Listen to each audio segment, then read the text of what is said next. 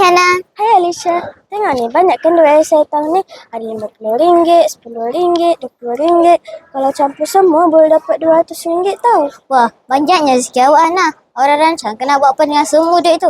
Mestilah. Petang ni saya nak ajak ibu saya pergi kedai buku dan alat tulis. Saya nak beli pewarna-warni, buku nota berbundur. Banyak lagi lah. Awak pula nak beli apa?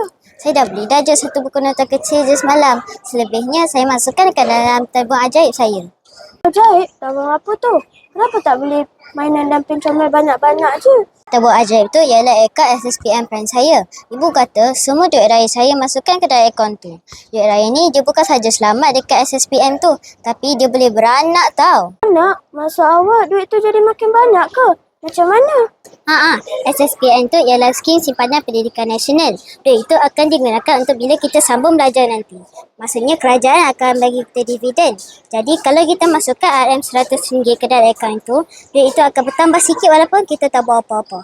Lagipun nanti duit kita ada lindungan takaful percuma. Bila kita punya simpanan dah melebihi RM1000, macam ada perisai untuk simpanan kita. Alicia, simpan kasut dekat arak lah. Hihihi, sorry.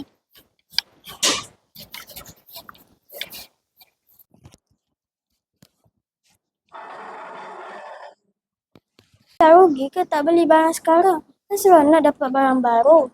Macam PS1 tu akan lama-lama akan hilang atau habis Hana. Duit ni simpan dalam SSPN. Untuk bila kita besar nanti. Saya kan nak jadi doktor. Awak pula kan nak jadi pelukis grafik. Universiti kita nanti akan perlukan belanja besar. Inilah masanya untuk kita membantu ibu dan ayah kita. Betul jugalah cakap awak Alicia. Kalau saya habiskan semua sekarang, nanti bila nak masuk universiti, saya tak ada simpanan sendiri. Betul tu. Kita boleh jadi penyimpan bijak. Simpan sikit untuk reward diri sendiri, tapi simpan lebih banyak dalam akaun SSPN. Okey, saya nekat. Saya akan beli set pensel warna yang biasa-biasa saja.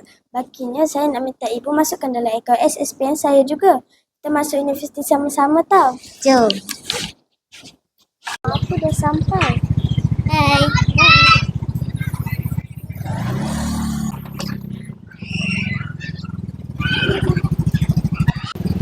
Ibu, Hana nak buka akaun SSPN Hana. Sekarang juga kita pergi buka.